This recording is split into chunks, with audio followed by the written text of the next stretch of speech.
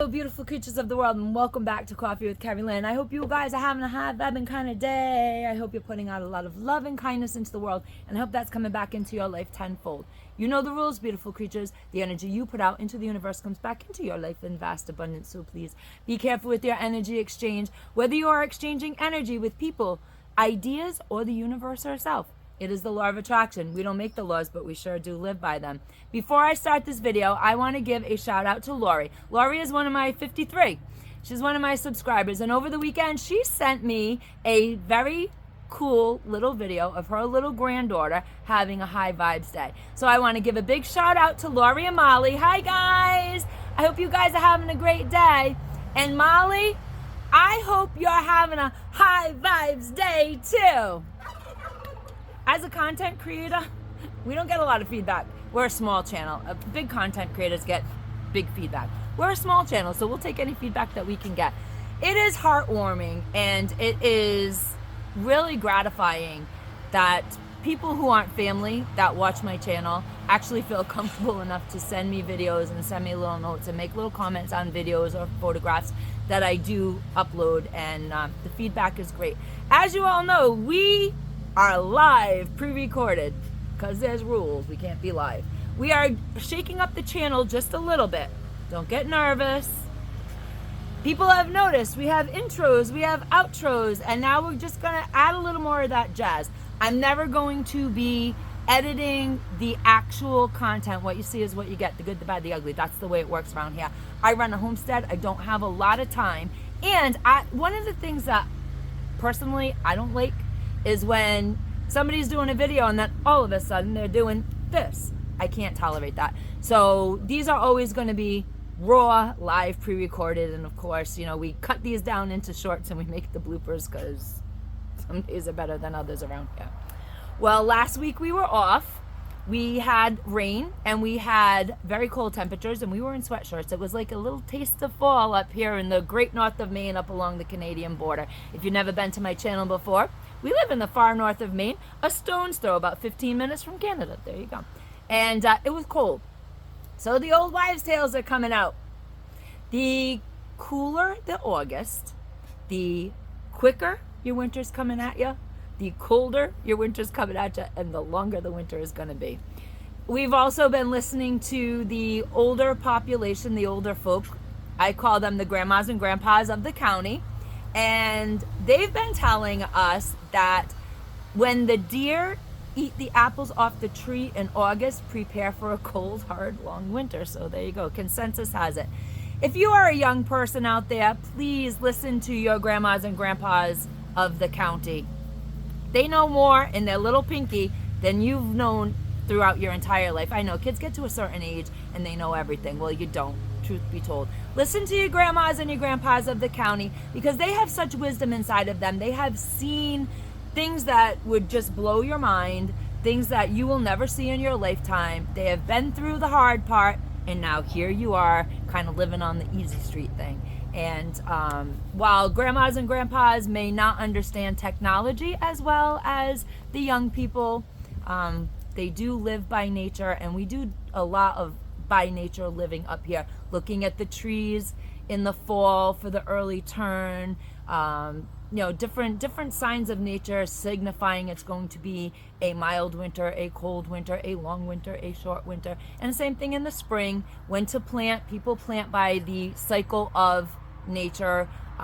When the buds on the trees start become, what is it? The buds on the birch tree becomes the size of a squirrel's ear. We're just about out of the whole mess of cold. We're cold up here. We're cold up here like 9 months a year.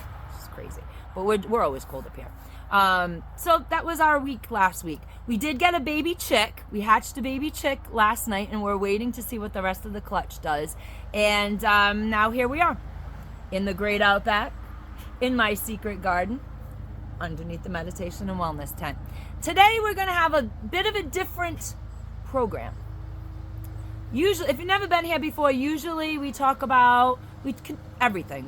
It's just a variety show. It's Coffee with Kerri. We're just having coffee and we're shooting the crap. You know, we're just kind of hashing it back and forth, whether it's politics or it's current events, or it's the economy, your personal economy, gardening, anything to do with homesteading, off-gridding, which we call OG around here. We discuss it. However, I'm fed up with everything. I'm fed up with the world. I'm fed up with culture. Even though I'm on here creating culture content, I am fed up with culture. And when I want to escape it, I come back here in my great outback. I sit in my secret garden and I spin wool. Ladies and gentlemen, beautiful creatures of the world, we're going to be doing some wool spinning today. The modern American homestead has lost a few daily tasks and chores of the old American homestead. There was a time, believe it or not, step back into history. There was a time where there wasn't a Walmart. There was a time where there wasn't a local yarn shop. And you raised your sheep, you gathered your fleece, you processed your fleece, you spun your wool, you dyed your yarn, you kept your family warm. That's how it worked. With modernization and industrialization, commercial grade wool just became the thing, and it was easier for people to get the yarn to keep their families warm, and knit their hats and their gloves and their scarves and all that good stuff, weave blankets. So it was easier to purchase it than it was to spin it. So spinning is a dying art form. It used to be a task, but now it's a dying art form on the modern homestead. There is a very small subset of people who craft, who do knitting, weaving, crocheting, that type of crafting, that actually spin their own yarn. The subset is very, very small, so it is it's phased out. And I'd like to bring it back. I'd love every house to have a wheel. And it was like right up until the 1930s, 1940s, quite a few American households did have what they called a parlor wheel. That's what I'll be spinning on today. I'm going to be spinning on the Krasinski Minstrel. It's a parlor wheel. It looks almost like the parlor wheels from the 1930s. I have taken the little attachment off of my wheel and turned it into the medieval wheel with the distaff. So that's what we'll be working on today. We are going to be working with Targhee. Yay! Only because it's on my wheel. That's why we picked it. I just kind of reached my hand in my wool box and pulled out some wool, and I was like, okay, Targhee, that's what we're spinning. And I am fixing to make me a lovely pair of socks with the Targhee that I am currently in process of spinning right now. I would like to talk a little bit about Targhee. Targhee is an American breed. It is a young breed. In 1926, the U.S. Sheep Experiment Station out in Idaho, I didn't think I'd get it, did you? Out in Idaho, decided to create a different breed of sheep to meet the ranchers' needs out in the West. So they took ewes that were Rem Brulé, Lincoln, and Corriedale, and they bred them with rams that were Rem Brulé. And in 1938, Targhee wool was born. So there you have it. That's a little bit of history on Targhee wool. It's an American breed, and it is a newer breed. And it is lovely. The softness, the loft, it is amazing to work with. It's like working with a merino. It really is. And it is 21 to 25 microns. It is a fine wool. So you want to make your finer products out of it, products that go next to your skin. It makes great outerwear. Your heirloom projects, we have a bunch of shawls, heirloom shawls that I have knitted out of Targhee. And it's versatile, it's soft, it's cuddly. Make your christening blankets out of it. I had a little bird that just flew by, sorry about that. Make your christening blankets out of it for the babes, and it's lovely. And it takes dye very, very well. It is a good combination of softness and structure. So it does hold up for you. So without further ado, let's take a look at some Targhee. This Targhee I have is Targhee top. It's been processed by the mill. It is a creamy color because, for those of you who don't know, please be patient, because we do have beginner people just beginning with roving and their wool experience, their wool journey. And not everybody knows that there is no such thing as white yarn. Okay, yarn in its natural form, the whitest you're gonna get is cream. When you get white yarn from wool, acrylic, doesn't matter, it's been highly processed and bleached out. So that's what you're getting. There is no white wool, there is cream wool. And this was just a cool example of the softness and the loftiness. It's just so amazing. That's what I'm going to be spinning today. I am going to be spinning the top today. And this is unprocessed Targhee. I still have to wash, card. I might spin some in the grease, but I still have to wash and card and process this before it hits my wheel. This is what a pound of unprocessed Targhee looks like. I just love the smell. I go around, I'm constantly smelling raw wool. I just love it. It's part of it. It's part of my business world. It's just a part of my experience. It's amazing. So without further ado, we are going to take ourselves over to the other side of the meditation and wellness tent, to where my wheel is set up, and we will spin some Targhee wool. I am spinning on my Kreminski Minstrel. It's a parlor wheel. Right up until the 1940s, parlor wheels were very popular because they fit in small spaces in apartments. If you have a lot of wheels and you want something a little more compact, something that can travel with you a little better, the parlor wheels are fabulous. I've turned mine into a more medieval looking wheel by adding the Kreminski distaff, but you do you. You don't have to add that attachment. I did it for fairs and shows, but truth be told, I very rarely use it unless I'm at fairs and shows. But it looks cool. We are spinning Targhee, ladies and gentlemen, beautiful creatures of the world. Targhee is a fine wool. It is 21 to 25 microns. It drafts like merino, so if you like spinning merino, chances are you will like spinning Targhee. I think Targhee has a little bit better price point than fine merino and Rem Brûlée. Remember, Targhee is a cross between Corriedale, Rem Brûlée, and Lincoln sheep, so this breed has it all in it. All the softness you can ask for.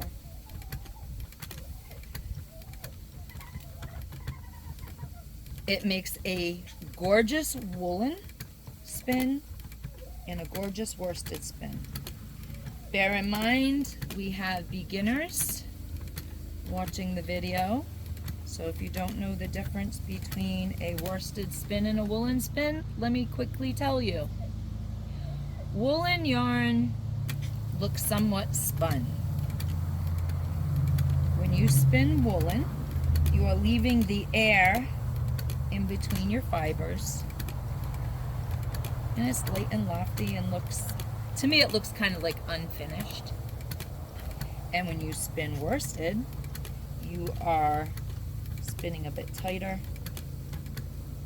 a little more twisted, and that is compressing the air out of your fiber on your singles. So that's the difference.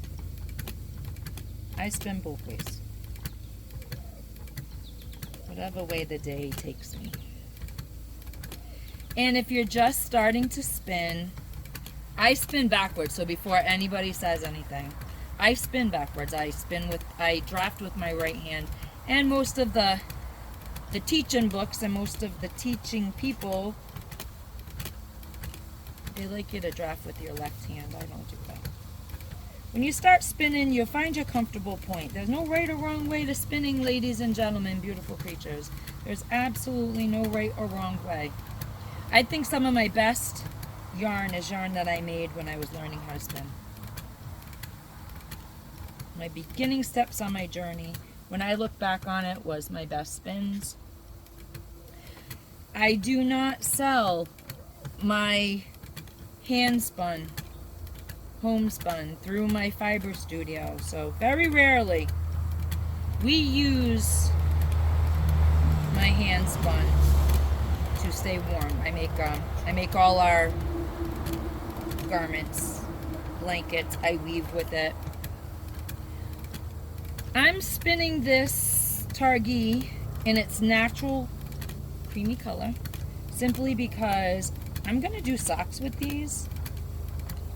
I have enough to do socks and hats and all kinds of things with the amount of Targhee that I got. And I'm not sure what color I want, so I did not pre-dye this. Just going with it, how it came from the mill. It's top, so it's been all processed up for us. If you are new to spinning, I suggest that you start with the best wool that you can afford. I like it when people start with something like Targhee would be a good starter yarn. It's slippery enough. Merino's fabulous to learn on, but it's so expensive. But it's got the characteristics and the draft of a merino, so it's actually great to learn on. That way you're not so frustrated. It's easy to get frustrated when you're learning how to spin and you're on YouTube and you're looking at videos and everybody's telling you what you should do and what you shouldn't do. Sit down at your wheel and just get comfortable. I've been spinning for 15 years. Get comfortable. Do your thing. Do it your way. I do everything my way. Do what works for you. That's what I tell people. And here we have it. Ladies and gentlemen, beautiful creatures of the world, carpe diem. Because no one promised you a tomorrow.